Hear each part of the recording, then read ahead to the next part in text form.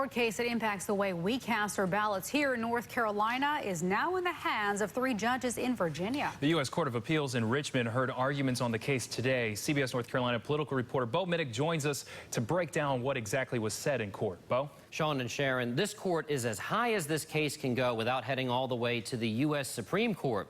The law requires people present photo ID to vote in person. The question, does that discriminate against minority voters?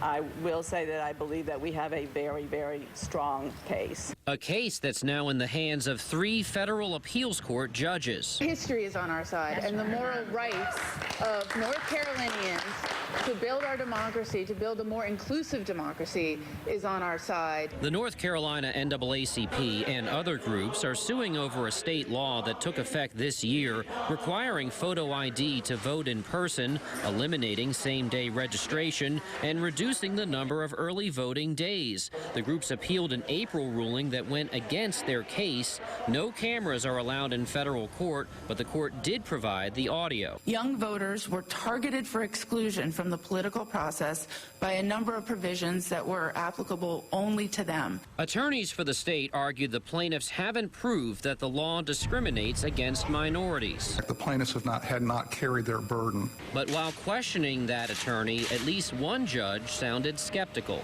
It looks pretty bad to me in terms of purposeful discrimination.